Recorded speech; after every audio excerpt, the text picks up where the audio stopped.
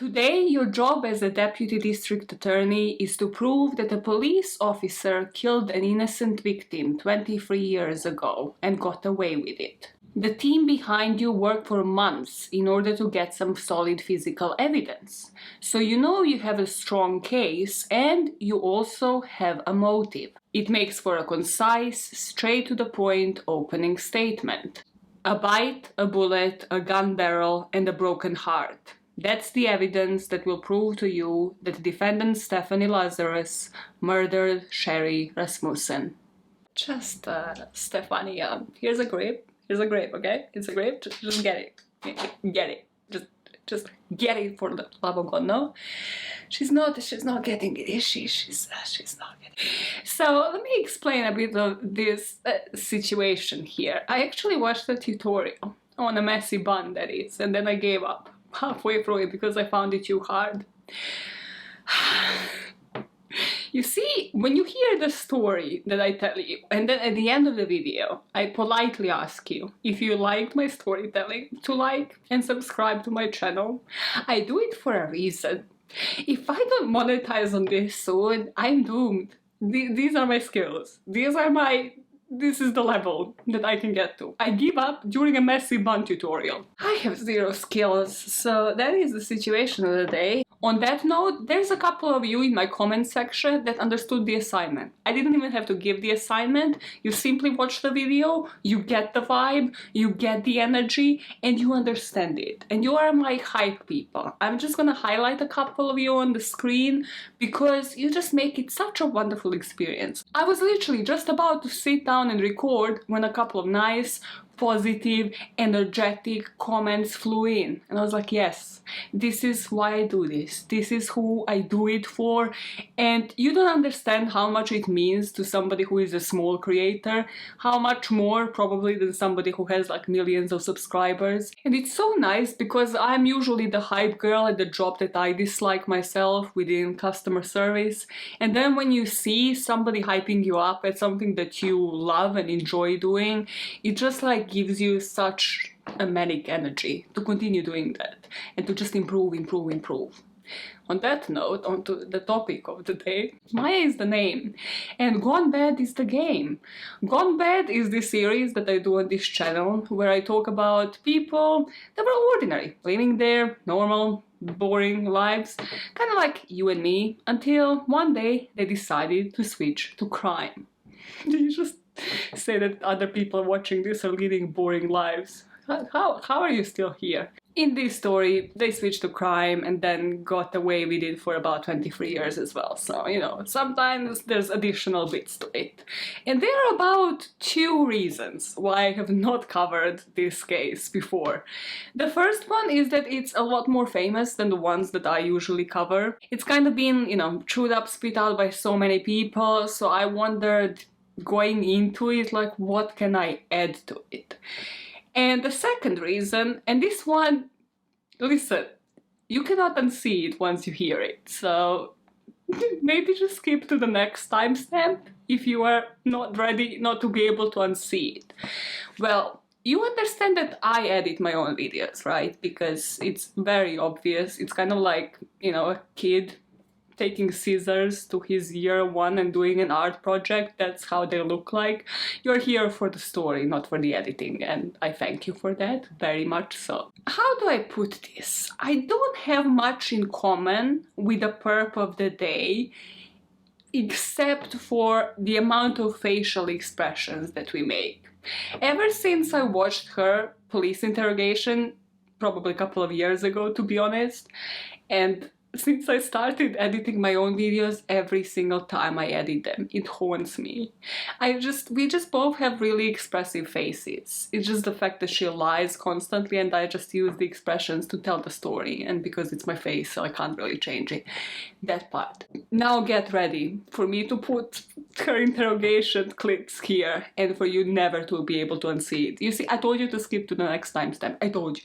Now that I have taken out all of my PMS rage onto you guys, the story of Sherri Rasmussen and Stephanie Lazarus. Diving in mode. We are gonna start our story on February the 24th, 1986. John Rutten was just coming home from work like any other day. His wife Sherri, though, didn't go to work that day. She was a 29-year-old nurse, but that day she called in sick because she had this injury from the aerobics class. She kind of like pulled her back, so she just really wanted to stay in bed for the day.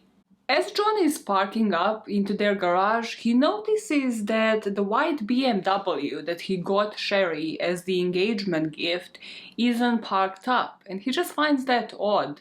But maybe she has gone shopping, maybe she felt better in the afternoon and has gone out to do some errands. He doesn't panic, he rather just enters the house through the garage door.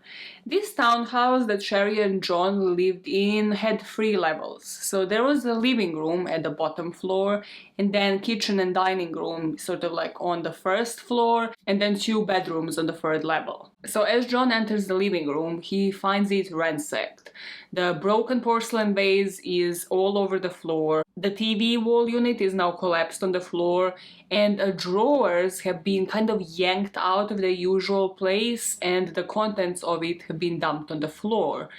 But it's truly when he sees the trail of blood that he realizes Sherri is on the floor too. The rigor mortis has already set in, meaning that she must have at least been dead for a couple of hours. John here calls 911 straight away, and a couple of LAPD officers show up, including the lead homicide detective, Lyle Mayer. So Mayer and the other detectives start examining the scene.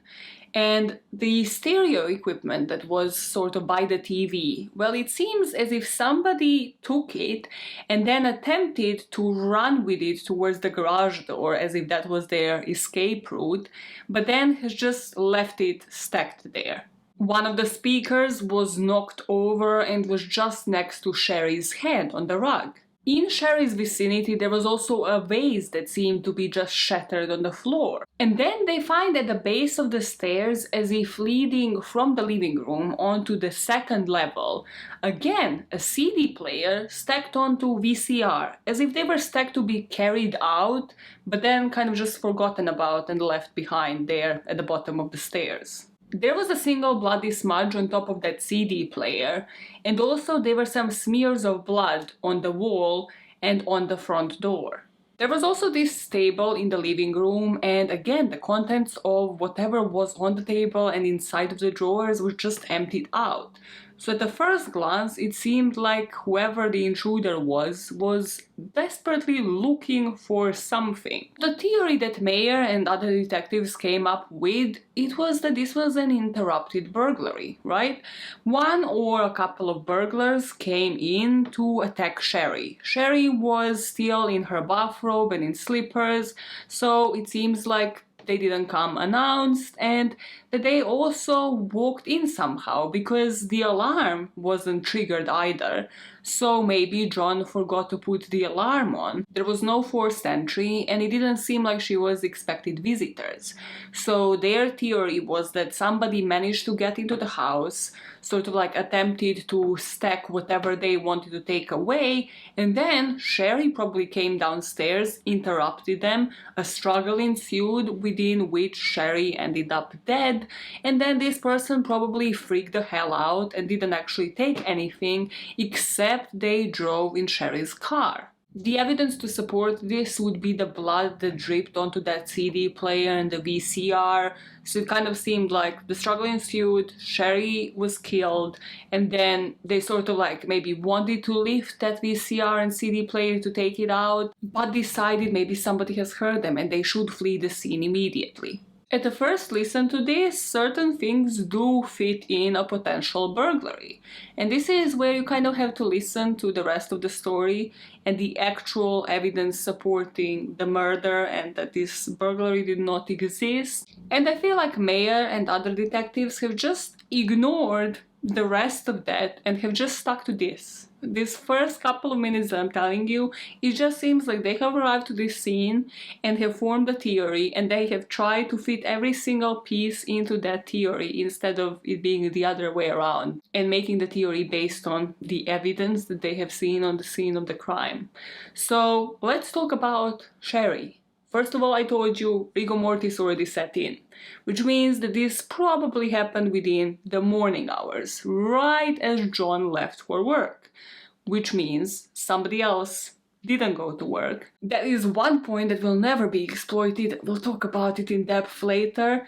And also what it meant is that they knew the schedule of the family. If they knew the family, maybe they knew the alarm code, maybe they knew their schedule, maybe they knew one or the other member and they knew only their part of the schedule and when they will be outside. Even if we are thinking robbery, maybe they didn't expect Sherri to be in there and they thought this was gonna be an easy way out. Both of them are out of the house, usually working. They didn't expect her to call in sick. What I'm driving at is that there are different theories to explain the fact that there was no forced entry into the house. If we are thinking that it is somebody that might have known their schedule, might have been close to them, might have just known when they will be out. Then the second theory to support that this was all a burglary was the whole ransacking of the house. If we break that down, yes, it did look like somebody was interrupted.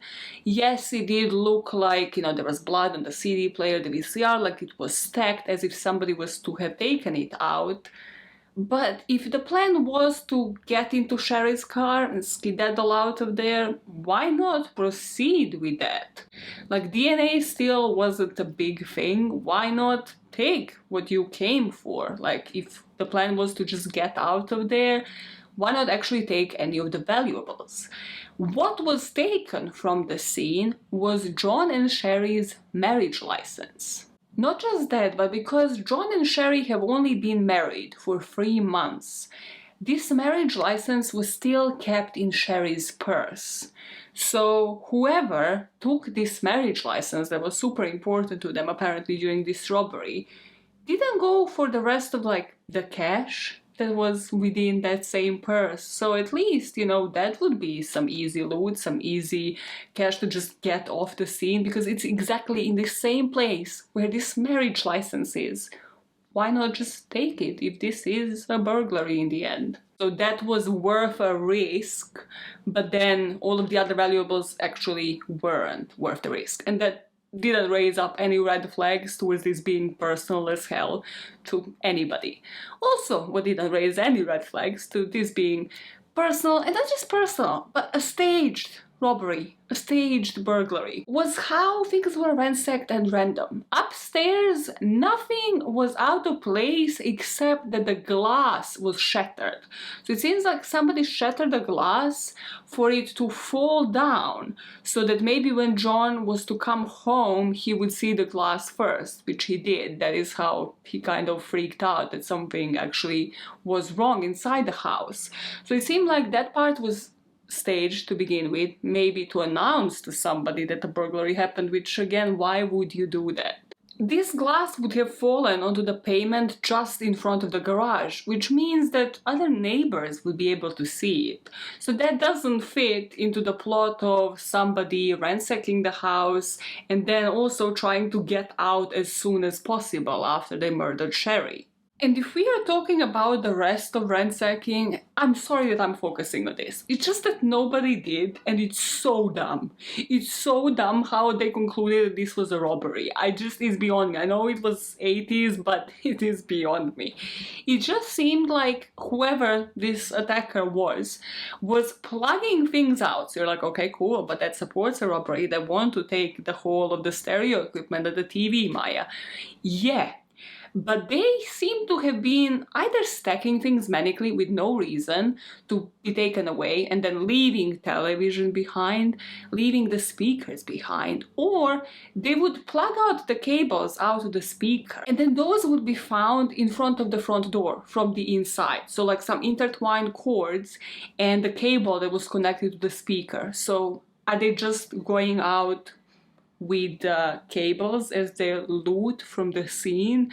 Just make it make sense. Make this make sense as a robbery. Here, while still on the scene, John will end up calling his dad to come from San Diego, telling him that Sherri was murdered.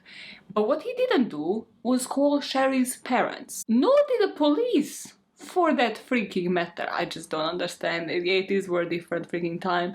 So not until 2 a.m., 8 hours, later that Rasmussens were actually notified, and not by John, but by John's dad. Now Sherri's body goes to autopsy, and boy, if something did not support the theory of the burglary, that was this pathologist's report. The pathologist would declare the cause of death to be 3 gunshot wounds to her chest. Sherri also had bruises all over. There were signs that she has struggled with the assailant, different contusions, different lacerations on her hands, mouth, face, head and neck, and especially in the eye area, as if she was really struggling to fight this person off before the shots happened. There was an injury to her face that was consistent with a blow from the muzzle of the gun, and then there was another blow to the head that was consistent to that broken vase that was found next to her. But 2 most important pieces of evidence on Sherri's own body that would speak a whole different story would be the last bullet that entered her body, because it seemed as if it entered with some fibers from a rope, as if somebody was using a rope to muffle the sounds of the gun. And the second piece of evidence that they could actually obtain some DNA from would be a bite mark on her left forearm, as if during that struggle she had this person, this intruder, in a chokehold, and the only way that they could get out of that chokehold was to bite as hard as they could into her arm. And a swab of that DNA would be sampled for future DNA testing, because DNA still wasn't a thing, and also a cast of tooth would be taken for, again, possible tooth comparison sometime in the future. Outside of the autopsy room, the police investigation continues, and they managed to discard John fairly quickly. He retraced all of the steps for the police that day. They spoke with his workplace. He had an airtight alibi, so they knew that it wasn't John. They interviewed Nels and Loretta, Sherri's parents, they interviewed the neighbors, they interviewed the friends, but they wouldn't get their next clue until a week after the murder. And the next clue was that Sherri's silver BMW has been found, just abandoned on the road with the keys in the ignition. They found a drop of blood in there, and they found a streak of brown hair. They found also some fingerprints in the car, but I believe those were later connected to Sherri, because it would also only be the DNA that would be left to be tested at some point in the future, once, DNA is established and people can actually use everything that they have gathered from this crime scene.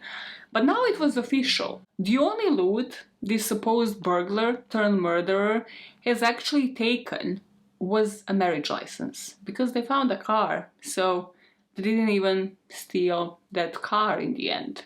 The second clue in this investigation popped up when 2 weeks after Sherri's murder, a couple of blocks from her house, 2 Latino men robbed this woman's house, and again, they probably expected that she wouldn't be there, so they assaulted her as well. But they didn't kill her. However, for the LAPD, they now had a story and they will stick with it. Before we pick up the pieces of this investigation, let's go back in time and speak about Sherri. Sherri was from LA. She was one of the 3 sisters in a really close-knit family.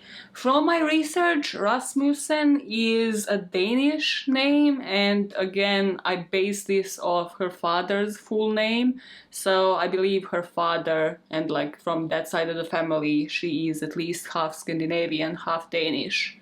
At the age of 16, she entered Loma Linda University and she lectured internationally on critical care nursing. So by the age of 20, she was already a nurse.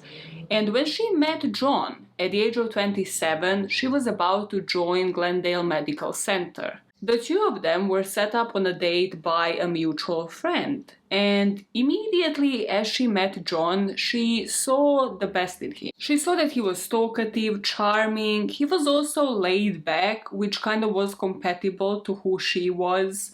He majored in engineering, and she immediately felt attracted to him, and it just seemed like they were poised to succeed together.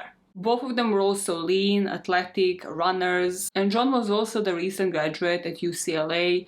It just seemed like both of them were on the right career paths. And from John's perspective, she was gorgeous, and he also considered her brilliant.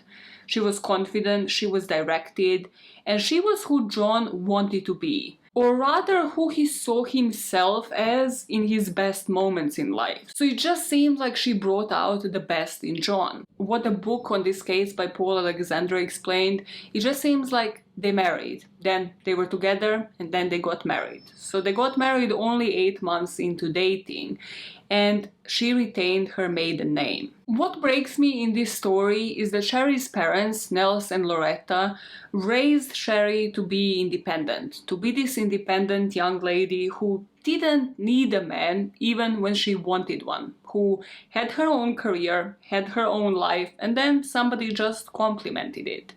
And the person that killed her will be anything but that. The two of them got married in November 85, so this was still a honeymoon period. They have just been living together as a married couple for 3 months. John was working at the engineering company, and when he left their townhouse in Van Nuys for work that day, Sherri was still in bed. She had that back sprain from the injury from her aerobics class, but also she was supposed to supervise this HR class for some of her nursing charges that morning, and she didn't feel like doing it. It was mandatory, so she was like, listen, there's 2 things that are just colliding here, like I'm just gonna call in sick. John advised her actually to go in and to just get this class over with, and he said that she was still undecided when he walked out of the door about 7:20. And in hindsight, there were a couple of red flags, like John did try to call her multiple times that day. First thing, he kind of didn't want to call her right as he made it into the office because he thought like, okay, maybe she's having a sleepy and maybe she decided not to go in. But then later he called her kind of mid-morning and she wasn't picking up. So he called her office. But then the secretary there said if she is actually in this HR meeting, she won't come by the office the whole day. So this isn't really the place where you will get her, but I haven't seen her either. So maybe she just isn't here. And then he rang the house a couple of more times, and what he noticed was that the answering machine wasn't on. But then he also knew that Sherri would sometimes forget to switch it on, so there were really no alarm bells ringing in his head as he was sitting at work. What John didn't know was that Sherri stayed behind. She stayed at the top level in the bedroom all the way up until noon, when she decided to go to one of the bottom levels to the kitchen to make herself some lunch. And this is when, as she entered the kitchen, she saw a person that she only saw a couple of times in her life. And in the moment as she's trying to wrap her head around this intruder lifts a gun. Sherri in that moment decides to slam against her body, so sort of like try to tackle this intruder and to get the gun out of her hands. But unfortunately the bullet hits her immediately, so that's that first shot. She manages to fend off this intruder and to run downstairs. She is running towards the front door because she knows there's a panic button on the outside of this front door, if she could only reach it. And this is when a maid in the adjacent townhouse hears a scream, but she doesn't make anything out of it. This was Sherri screaming because this intruder tripped her over. As I mentioned, Sherri was lean, she was athletic, she got up off that floor and tried to now move in a different direction. But this is when the attacker tackled her by the throat and she was on the ground again. And this is when Sherri managed to basically turn her around, put her into that chokehold, but the attacker was biting so hard into her left forearm that she had to let go. And the attacker at that moment finds that porcelain vase and basically smacks Sherri on the head and she blacks out. This is when the attacker starts moving around the house and you're like, what are they doing? Are they stacking up, all of these things to stage this burglary? No, they're looking for a robe. And when they find that bathrobe, they go back to Sherri downstairs. She was still blacked out on the floor, and they just point through the bathrobe in order to muffle the sounds, point blank at Sherri's heart and shoot one final shot. They then decide to stage the whole house to look as if it was a burglary, take her marriage license and flee the scene. Even returning home, John still wasn't particularly concerned. He finished his work early, and on his way home he stopped by the dry cleaners to pick up some freshly laundered clothes, by the UPS store, and it was only when he pulled up to the garage behind their home that he was surprised to see that the door was drawn up. The garage was based in the back alley. That's why he saw that Sherri's BMW was gone, but also the shards of the broken glass on the pavement on the garage entrance. And it wasn't until he would open the inner door to the living room ajar that he would get alarmed. John finds Sherri on the living room floor, and this is when the investigation begins. So let's pick up from where this investigation was at this point. And let's pick back up from that phone call that John's dad made to Nels, to Sherri's dad. Well, in Nels's mind, that phone call just kind of assured him that the opinion that he first had of his son-in-law, John, was correct. You see, Nels always found John to be weakling compared to his daughter. Nels was a dentist, he was proud, he was conservative, he was opinionated, but he was successful and capable, and he managed his practice with his wife Loretta. Both of them were proud of their talented daughter Sherri, and they were kind of not thrilled with her choice of who she's going to marry. They found him pleasant, they didn't object to this marriage, but they just thought he was unimpressive, sort of not worthy of Sherri. And well, the fact that John's dad called him and not John, and that his dad wouldn't pass the phone to John to speak about what condition his daughter has been found in, what the hell has happened, kind of just enforced with Nels that his hostility towards John was probably justified. So as soon as they hear the news, Loretta and John go down to LA and they go to speak with Mayor. And immediately, literally 2 minutes into the conversation with the lead detective, Nels says, "You need to look into John's lady friend. She is a cop." Nels goes on to tell the police a couple of situations in which this lady cop, whose name he didn't know, would make Sherri feel really uncomfortable. There was this one time that this lady cop just appeared at her front door when she was living with John, just before the two of them got married. She appeared unannounced and just gave John these water skis for him to wax.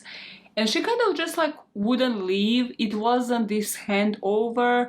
And both Nels and probably you and me think that this was just an excuse, just for her to make them rout, to start up this argument, because this was very random and it wasn't about water skis. So of course, as soon as this handover was done and John went into the house, Sherri did start up an argument. She was like, who is this woman? Like, she has never appeared here before. And John explained that the two of them shared a dorm before, and then they were kind of lovers. Sorry, didn't tell you that, honey, but yeah, the two of us were kind of sleeping together. There was never anything serious. We kind of went water skiing together a couple of times as well. So yeah, I'm just gonna wax these skis for her and she won't bother us any longer. And Sherri's there like, could have maybe told me that before. And she kind of told him like, don't wax the skis, like don't entertain this, like let her freaking leave and tell her not to come here ever again. But John didn't do that. So John waxes these skis and sure as hell she turns up to collect them, unannounced again. And early in the morning she said, the lady cop, that she was on her break, but she also entered her kitchen somehow, yet again. And Sherri was very suspicious. This was only a few weeks before the wedding, but she just thought, what in the actual hell? Because Sherri used to always go out first. She would leave for work first to go to that nursing home, and then John would leave soon after. So she started thinking, wait, is this a routine? Does she have keys to my house? Like, is this what happens? Like, I leave for work and then he's lady cop friend appears. So Sherri just like hands her over the skis and kind of is like, yeah, time for you to go and never come back again. And this lady cop, well, she was dressed in a police uniform with a gun in her holster. So she said, what are you going to do? Are you going to call the police? Because I'm the police, so I'm already on the scene, apparently. You know, should I take your report? And Sherri was just like, this needs to stop.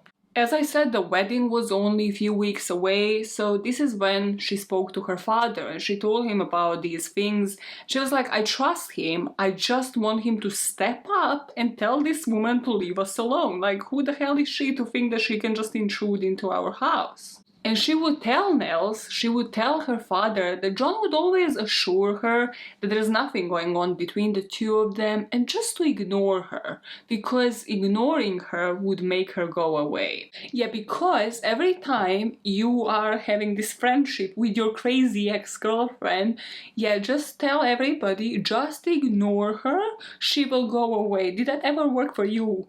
In the first place? How can you give this advice to others when this didn't work for you in the first instance, John? The third instance that Nels will mention to the police officers, to Mayor, was this time when this lady cop actually appeared on Sherri's place of work. This all happened just a few weeks before the two of them got married. The lady cop appeared at her place of work in the uniform, imposing power, of course, and she told Sherri, if I can't have him, nobody else will. As Nels is telling them about all of these instances in which this lady cop just acted like all crazy, this cop tells him, you really should stop watching that much TV. Incensed, sweaty, and incensed. That's what I freaking am at this statement. Stop watching TV. No. So Nels, here, was also really kind of like everybody watching, really doubting the competence of these police officers. So he started poking holes at their burglary theory. You see, soon after the murder, Nels was shown sketches of these two Latino male suspects, and the burglary theory was explained to him. So, first of all, there's no way for anybody to recognize any of those two people from those drawings, so at least nobody was falsely imprisoned here. But what this meant for this case was that this scenario just further didn't make any sense. Because when Nels first spoke with Mayor actually told him, in his theory that he established within the first 5 minutes of looking at that scene, that the fight between Sherri and the intruder lasted for over an hour and a half. So the Scandinavian king over here, Nels, yeah, he, quite like me, likes to visualize these things. So he's like, okay, so two intruders, right? Two Latino men. Two intruders that she sees as she enters this place. Walk me through it. How is she doing it? So one of them bit her arm, right? The same person smashes the vase on her head. What is the other person doing? Are they just chilling? Like they're just, you know, sitting there, maybe like rummaging, taking cables, putting cables next to the front door. What is the other person doing? There was a moment here when another detective said, hey, actually, it might be a woman. We never discarded these were two Latino men. What if one was a man, one was a woman? Women are biters. But this was dismissed soon because during fighting, you know, WWE, UFC, I don't know, I'm saying abbreviations. During fighting, men are known to bite as well. No, like there was not a single brain combined out of all of these brains. No, they just did not exist. The brains were not there. After this initial conversation, Nels, of course, wanted to check up if they have investigated this lady cop, if they have just conducted an interview with her, checked her alibi maybe. The answer was no, because nobody really ever checked up on the lady cop. Either Mayor or another detective who was one of the leads on the case, Hooks, apparently had a phone call with this lady cop eventually, and they just made like a brief entry on the file that read, John Rutten called, verified Stephanie Lazarus, PO, police officer, was former girlfriend. And that was about it. They cleared both John and Stephanie. Now, Nels never gave up. After months of case just going cold, both Loretta and him began holding press conferences, asking for people to come forward with clues, and they even conjured up $10,000 to offer as a reward. The Rasmussens also cooperated with the producers of the TV show Murder One and developed a segment about the unsolved case of their daughter, and every single year he would call LAPD and be like, hey, any updates on this case? What about the lady cop? What about the DNA?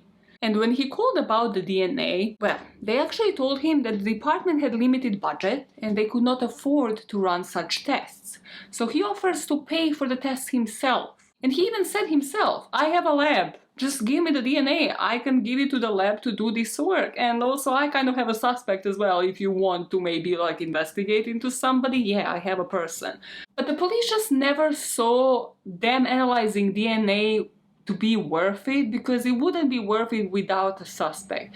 Please make it make sense. Make it, like, I'm so incensed with this case. I knew the ins and outs of it, and still, when I research it, incensed. Sweaty and incensed. Make it make sense. On October the 11th, 1993, more than 7 years after the murder and not long after Nels requested for that DNA test, somebody signed out all of the forensic samples that might have contained the suspect's DNA. Now, it's not unusual for a detective to remove evidence and deliver it for testing to the lab, but what is unusual is that this evidence disappeared. So for 18 years, Sherri's file and what was left of this evidence from the scene of her murder will just be sitting in storage. Mayer retired, thank fuck. But you know who didn't? You know who didn't retire on her idea of love and successful relationship with her boy John? Stephanie, yeah, of the Lazaruses, the lady cop. Yeah, because in 1989, so what is that? 3 years after Sherri's death, yeah, that is, the two of them reunited in Hawaii for a little scuba diving trip with a side of sexual intercourse. And before the two of them went for this scuba diving adventure, it's probably more about that second part that I mentioned, well, John actually called Mayer, who hasn't retired yet. He called the police office and he asked, was Stephanie ever a suspect? And they told him that she wasn't. Why'd you have to ask? You know, if you completely believe that she's mentally stable, why'd you have to ask? Also, Mayer and the rest of the police force, whoever spoke with him, well, they never really noted down these conversations. It was never like on the file, because they kind of stored that file and lost it somewhere. A couple of years after this trip, John would end up remarrying and starting family with another woman, and Stephanie would also marry a fellow cop. Luckily for this case, and I am definitely saying that with a bit of freaking irony because this case could have been solved within that first freaking week, in 2001 LA crimes were at their lowest and a cold case unit has finally been introduced. So there was this guy called Bernard Parks who was the LA police chief at the time, and he finally started actually combing through all of these unsolved cases and looking for DNA evidence, because now DNA was definitely a thing, they could process them fairly quickly, so he was just looking for everything that was untested. 3 years after that, so in 2004, a bad bitch enters the scene. Listen, do not mess with Jennifer Francis. Also, this article that I read had like some badass pictures of all of these people, so I'm just gonna present Jennifer Francis here on the screen. She was a criminalist with that unit, the cold case unit, and she pulled Sherri's case and started sort of sorting through what was there. And this action of going through what is there was routine, but what happened next really isn't. But let's backtrack here, because what was sort of the public consensus of LAPD at this time? And maybe just to explain why this case hasn't been solved for 23 years, yeah, maybe just that. So LAPD was, how do I put this nicely, corrupt as fuck. Just in the year that Sherri was killed, 1986, 2 cops from the LAPD unit were arrested for soliciting murder themselves. On top of that, the Community Resources Against Street Hoodlums, CRASH, was opened up as a specialized unit of the LAPD, and they were tasked with combating gang-related crimes. Now, CRASH did a bit of a left turn here, a bit of a 180, and they started engaging in gang activity themselves. The prominent name here was a guy by name Rafael Perez, who robbed gang leaders, who would sell drugs himself, and committed also various other crimes, gang-related and not. Quite literally every form of cover-up that you can imagine would happen at this department. Beating of Rodney King for driving drunk, for example, purely, again, because of the race issues. Now, again, I'm not from LA, I don't know units as much and like whether this was all the same precinct, but even when you think about any single famous true crime case, from Joseph D'Angelo, who was also a police officer turned serial killer, Menendez brothers weren't police officers, but again, one of them had to fess up for them to actually look at them as prime suspects.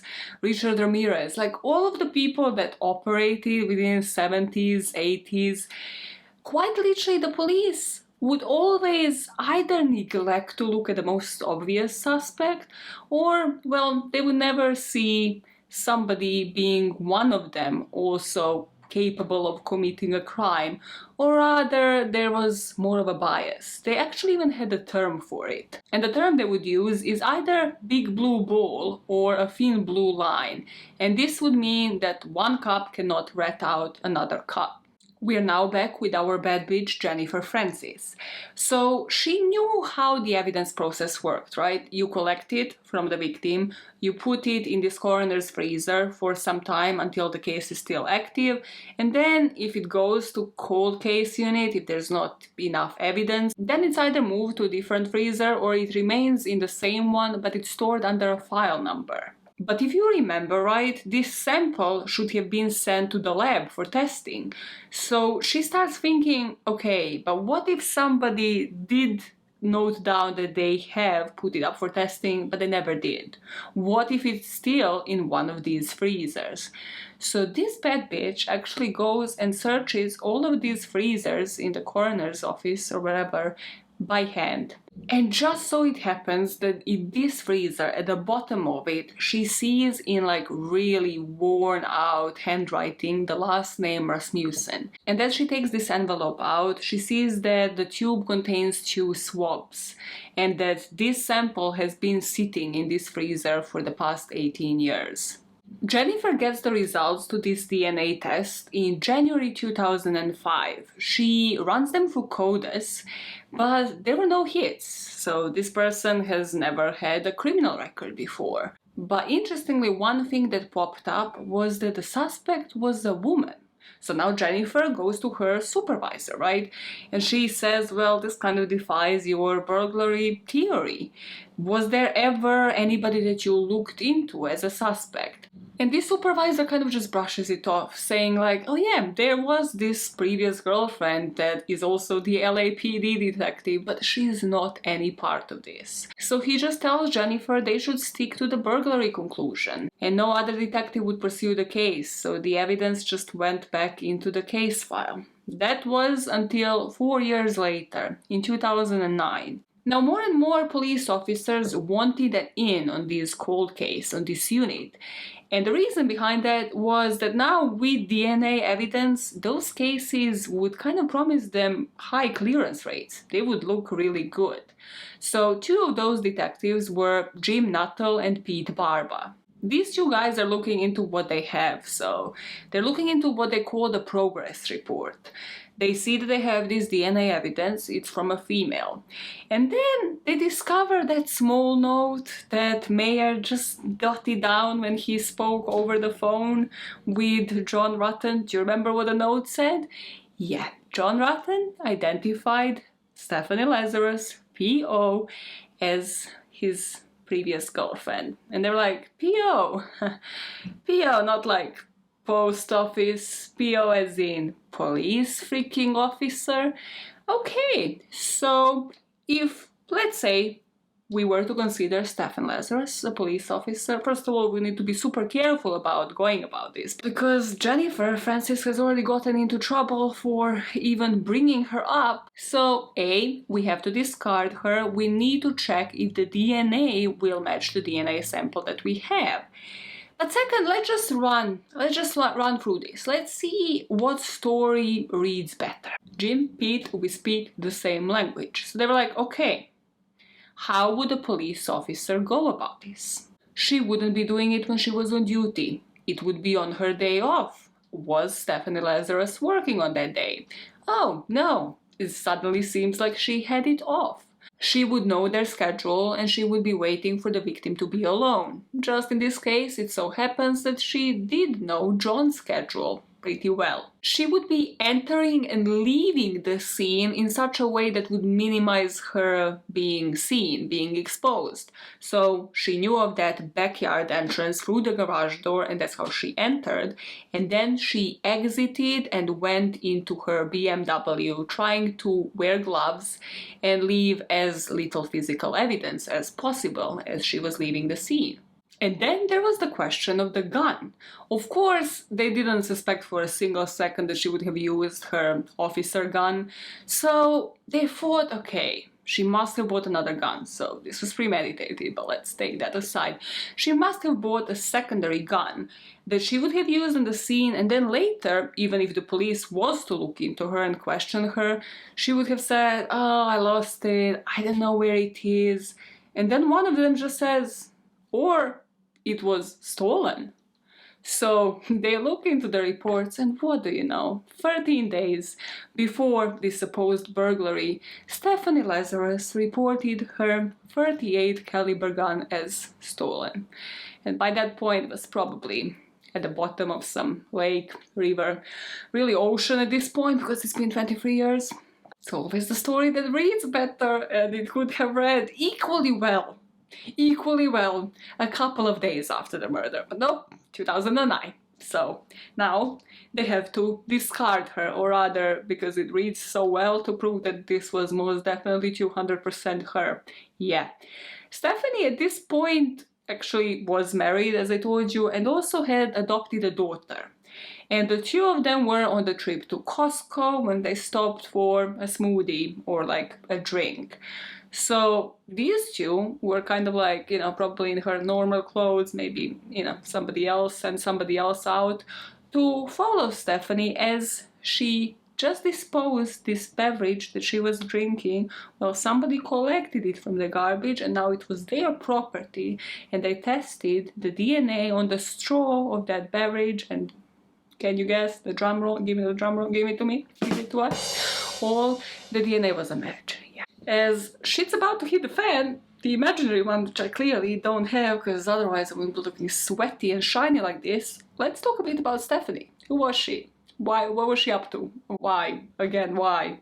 Stephanie and John met when they were undergraduate students at the UCLA, University of California, when they shared the same dorm floor and occasionally kind of had an on and off relationship. You could call it friends with benefits, really, but Stephanie always saw it as something else. The two of them would eventually graduate and still continue to see each other on and off. And yet again, John just saw it as his ex-friend that used to be his lover, but Stephanie was there waiting for that ring. But I tell you, she was there waiting for him to just pop the question. And then, without any announcement, without John ever running it by her, well, John starts seeing a woman and immediately shows all of this love and affection that he never ever shown Stephanie. She learns that he is engaged and she finally decides to fess up all of the feelings to him. And when she does, she, sort of starts crying and she tells him how much, he means to her and all of that. And they sleep together that night. Yeah, he was in a relationship with Sherri. I don't like John.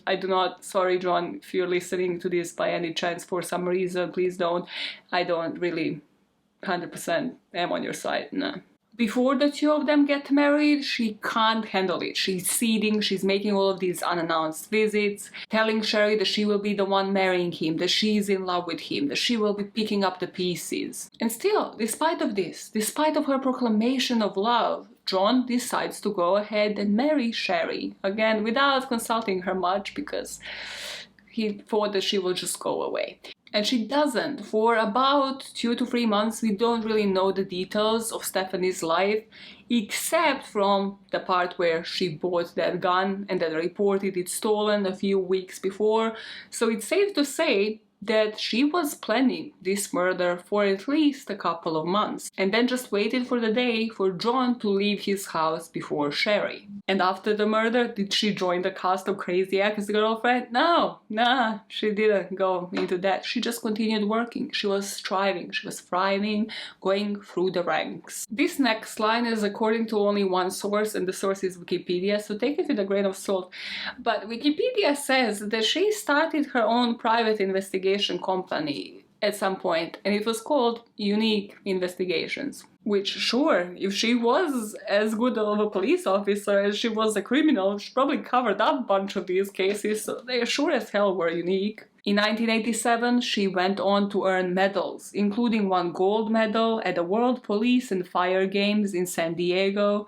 In 1993, she went on to become a detective. 3 years after that, she married a fellow officer and adopted a daughter with him. And she went on to become an instructor at the police academy. So at this point where we meet Stephanie right now, she has worked her way up from the patrol car, which is where she was in the 80s, to the art theft division. Within her group of colleagues, she had a reputation for being tough and also going strictly by the book. She never had a disciplinary hearing. She was somebody people looked up to because she worked at different units, such as drug abuse resistance education, homicide, internal affairs, before ending up being in the art thefts department.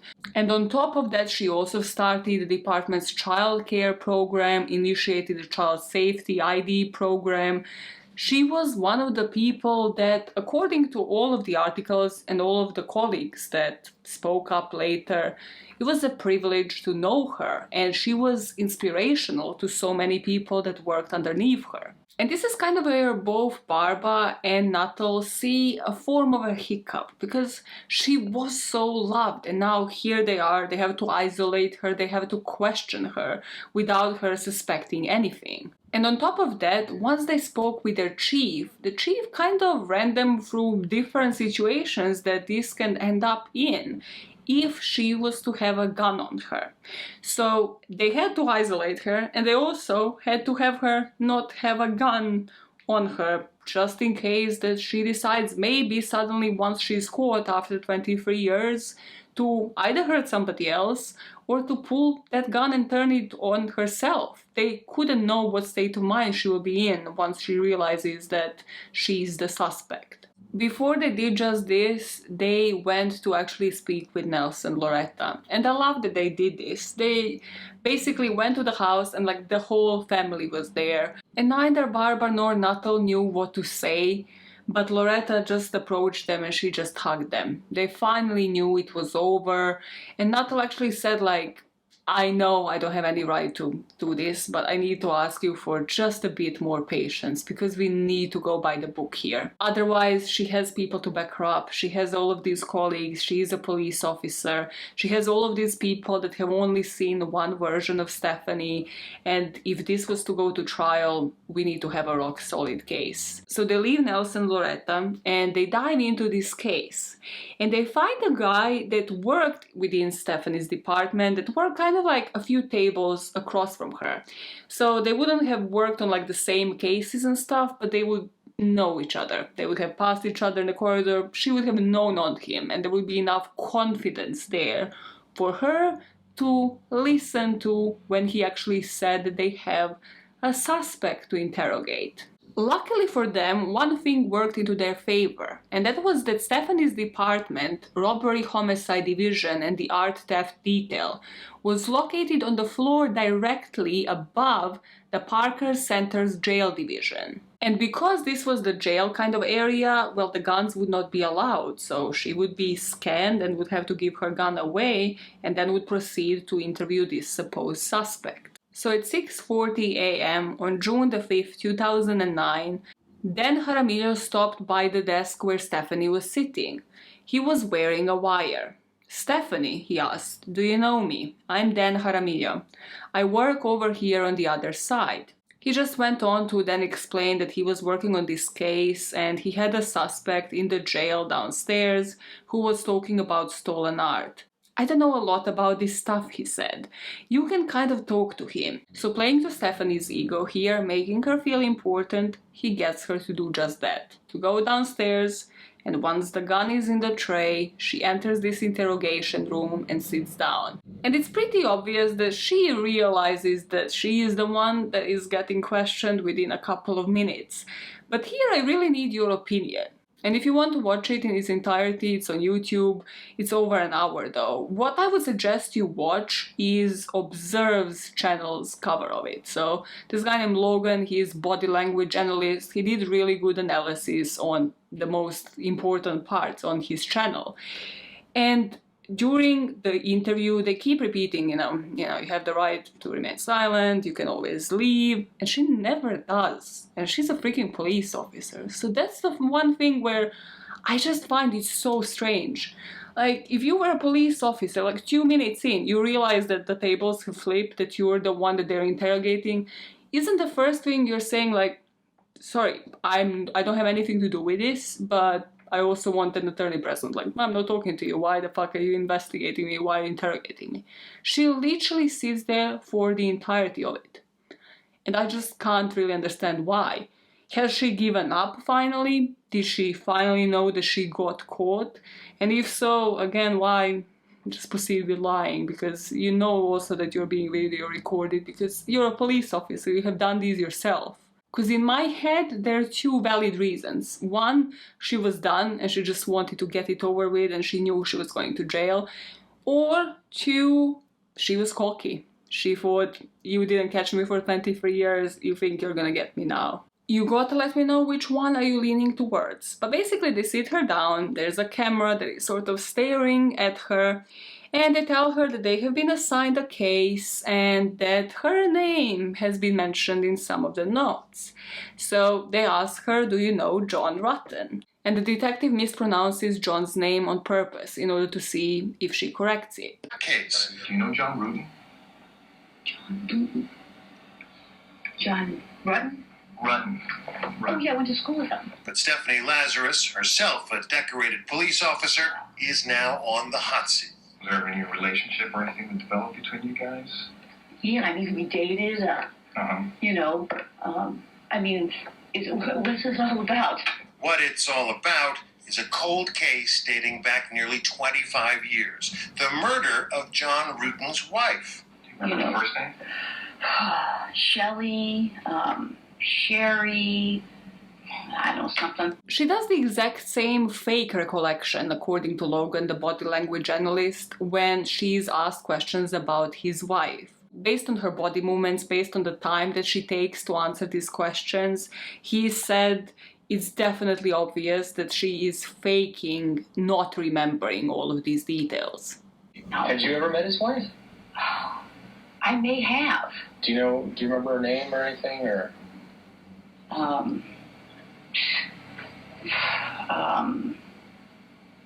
Or what she did for a living, or where she worked, or anything about her? Well, I'm going to say that I think she was a nurse. Sherri Rasmussen was a nurse at Glendale Adventist Medical Center. On February 24th, 1986, she called in sick, never to be heard from again.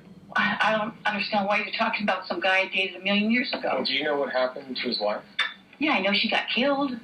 You think about a crime that occurred in 1986, and now in 2010 you're being confronted completely out of left field. Criminologist Brad Garrett says the videotaped interview suggests Lazarus has something to hide. Do you know what the circumstances were regarding her death? Jeez, let me think back. Jeez. Her anxiety is just off the charts. I don't think I did. Her respiration has increased. She has, at times, sort of rapid eye movement. She has a little bit of a nervous giggle. I mean, what, are you guys, is this something, I mean, you said I was going to interview somebody about art. She clearly is feeling like the world has just fallen upon her. Some of Sherri's friends said that you and her were having a problem because of the John situation. This fake recollection is then contradicted by her sudden outburst of saying, yeah, I knew that she was killed, just outright. And then I'm asking, oh, how did you know about that? And she said that she saw a poster at work about it. Every time during this interrogation, when she would feel trapped, she would change the story and sort of start remembering, or rather fake remembering again. She would say that he must have told her where she worked, what year was it again, what year did they get married, where was she at that point, so that she can connect the dots here.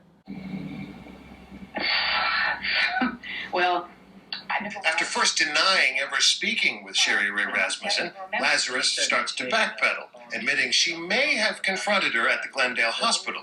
no, there was not. I don't think there was anything. If the conversation lasted a few minutes, I can't even remember. It wasn't like, we went out to lunch or anything. The subject matter would have been memorable. The man they had in common. From what you're telling me is when you guys met at the hospital,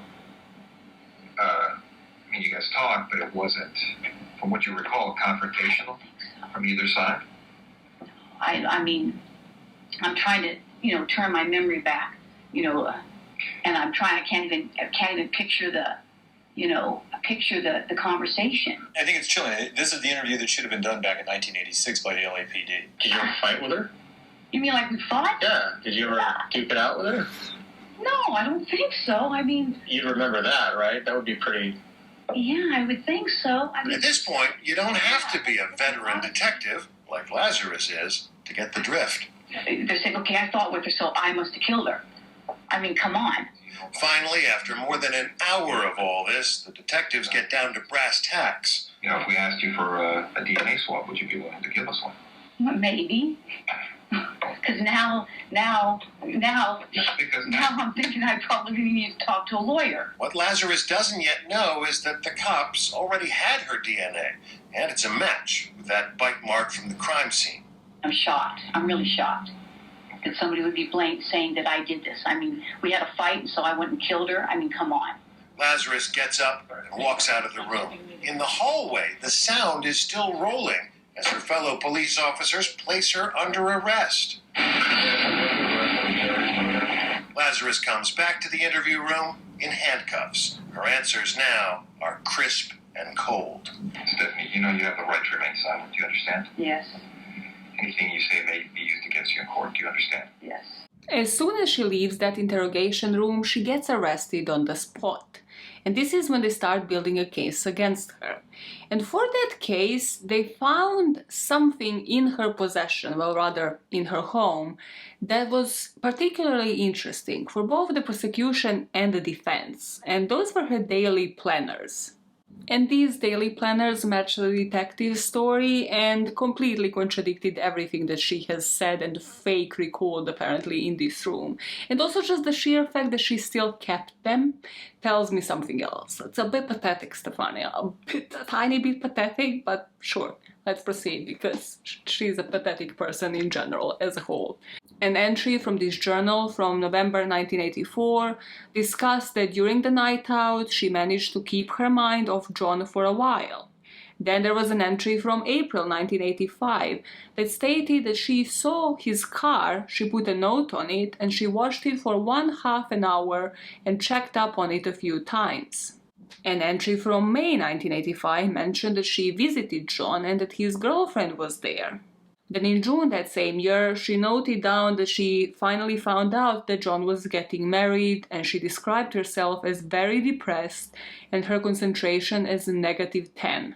Another entry from that same month, when she found out that John was getting married, said that she didn't feel like working, she was too stressed out about John, and found it really hard concentrating these days. But interestingly, the journal didn't have any entry in March 1986, and also there was no mention about her gun being bought or stolen for that matter. Also, apart from this journal, her home computers were analyzed by this computer expert, and they found that she performed searches of John Rutten's name in April 1998, May 1999, and December 1999. Which sounds to me like somebody was a bit hung up there. 1999, girl, that's still 13 years later. I bet you were married then and all of that. Still keeping all these journals and shit. Just, Stephanie, here's a grape, okay? It's a grape, just get it. Get it. Just get it for the love of God, no? She's not getting it, is she? She's not getting it. In 2012, the case finally goes to trial. And the prosecution runs the jury through the story that I have told you at the beginning, of John leaving the house at 7:20, giving her a couple of missed calls but not realizing that anything suspicious happened, of the estimated time of death, and finally how he found his wife lying on the floor. The forensic firearms expert testified that based on the location of the bullet holes, the weapon had to be a revolver with a 2-inch barrel. Now, what this meant was that a lot of guns were capable of firing the bullets that were found on the crime scene, but less than a dozen of those kind of weapons would have 2-inch barrels. A criminalist named Lloyd Mahoney took samples from the bite mark on her arm at the scene and the additional items and samples that were collected from the BMW, including multiple fingerprints and multiple samples of what appeared to be blood, and that strand of brown hair were also collected and then later tested positive to Stephanie's DNA. The prosecutors also got that maid to testify. If you remember the maid that was working next door and heard a single scream, well, she testified that what she heard was kind of like a thud, but it sounded like it was 2 people fighting. It didn't sound like 2 people were fighting and there was another person that was at the same time making all of that havoc, like breaking things around. It literally sounded like a fight of 2 people. And she didn't report to the police. Ignore that part. The defense attorney, this dude called Mark Overland, well, he questioned the validity of that DNA evidence, because if you remember, it was in a freezer for about 18 plus years, so was it really valid? Was it exposed to different things? But then, again, why would it be Stephanie's? Like, why would she have just random pieces of DNA in a random freezer? Like, surely you wouldn't just leave your DNA and put it in a freezer, as a police officer. Like, think it through.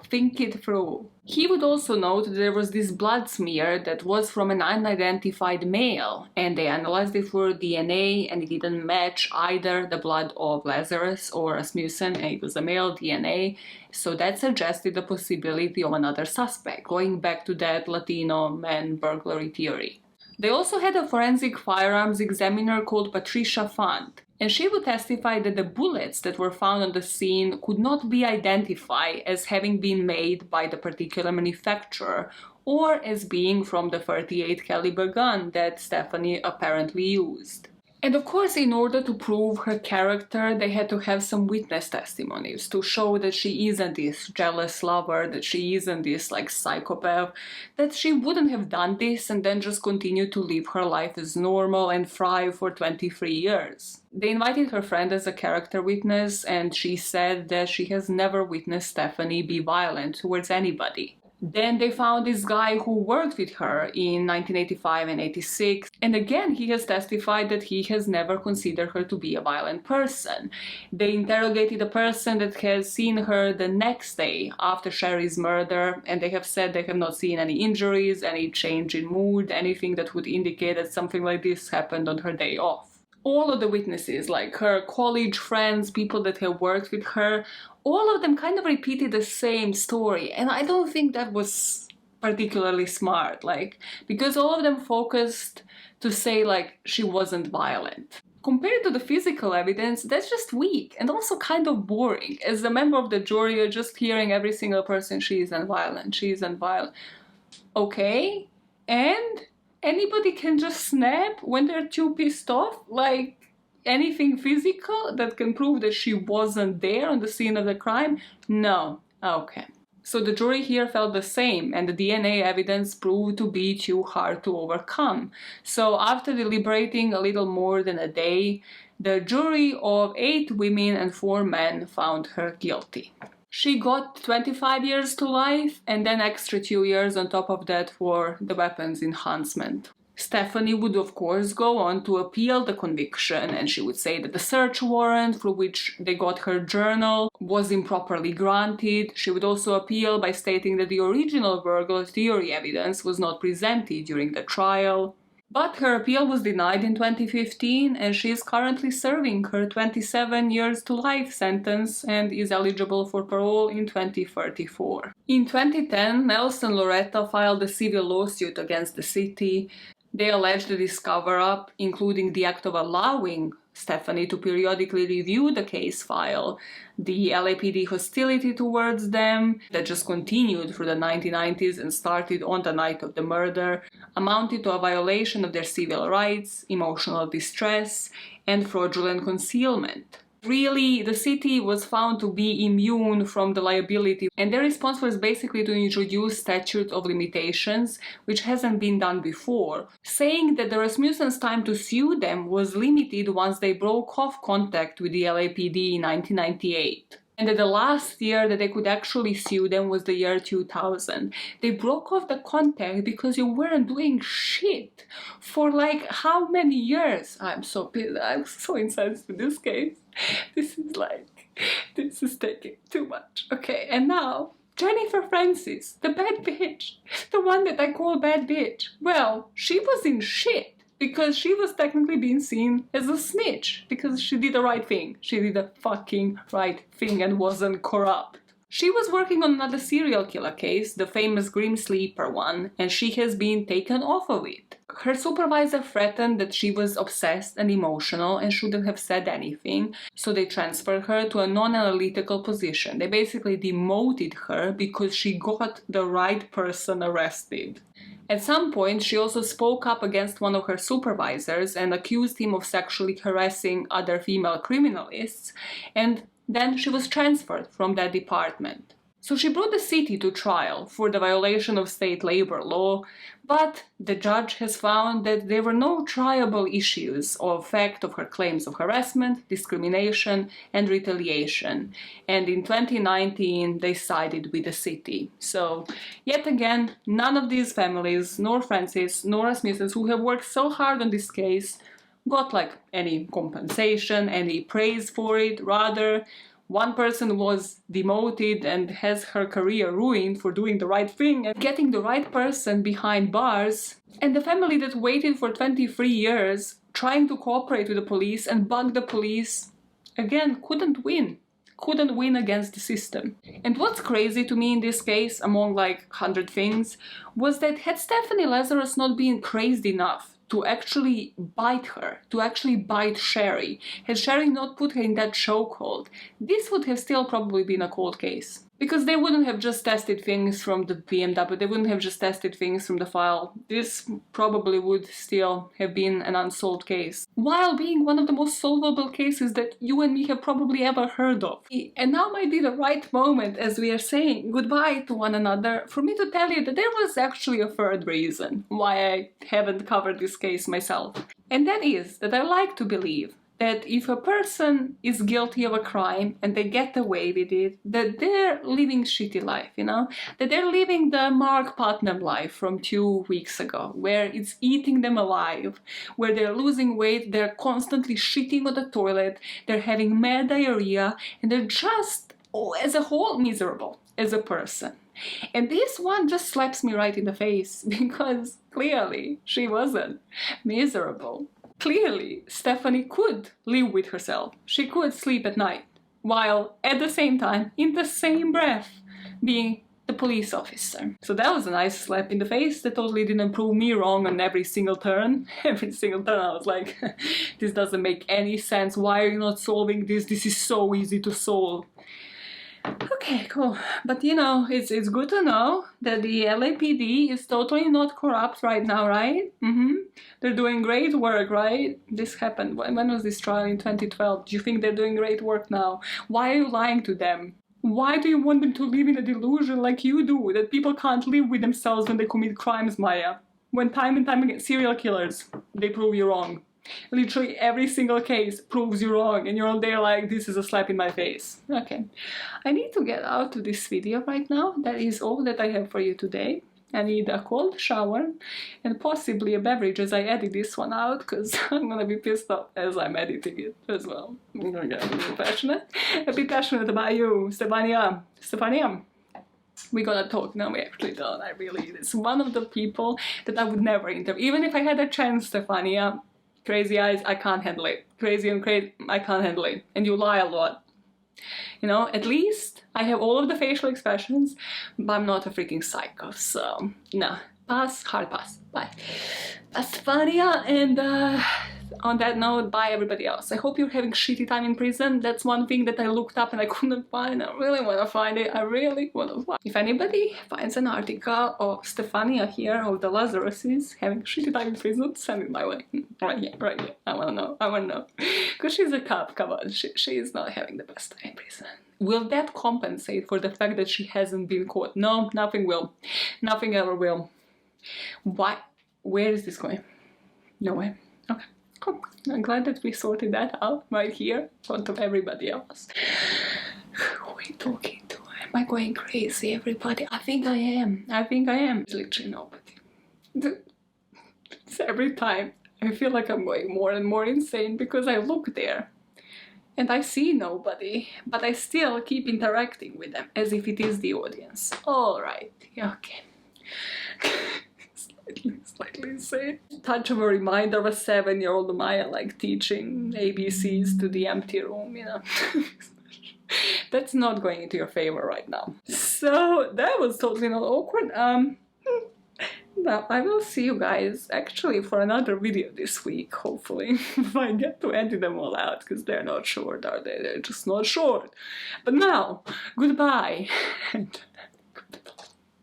But for now, bye guys, bye. Oh bye, mannequin energy. What is that? What is that? When you think about the definition of stability, the first name that comes to mind, Stephania, motherfucking Lazarus, of the Lazaruses. She was a doggy door away from becoming Jodi Arias. Like, how do we let these people become police officers? She would have gone through a fucking doggy door. I'm telling you, this is level of insanity. Just imagine, like, as a Sherri, like, if she had a dog and a doggy door, just imagine, like, instead of finding her in a kitchen, in full police uniform, with a gun in the holster, through a doggy door, like it's a fucking diving experience. Would not put it past her, would not, nope, would not. So as you can see, we have a bit of a situation going on here. Let me just quickly explain. There's about 50 degrees today in the UK. What the actual fuck is going on the streets? Good. Today is going so well. I totally thought everybody's still here, right? No, this is like 10-minute intro. Thought everybody's still here. I totally have not given up on life, not you. It's like, show them how it's not done. Yeah, this is how you don't do it. God. No, we don't do sound. Look at that. How does that look like? You know how the police is always supposed to suspect the husband, the boyfriend first? They just completely neglected us in this case. They're like, he was at work, he didn't arrange anything. Lady Cat, no, he never mentioned her. Like, and if this guy truly never thought in his mind that this woman is that crazy, like, I have so many opinions that I cannot connect in this 50 degrees heat. This was a wrong day to record, but then I think also tomorrow is gonna be 50 degrees. I kind of can't have that as an excuse not to record. You get me, cool. we get each other. And now have another splash of water into my face and continue.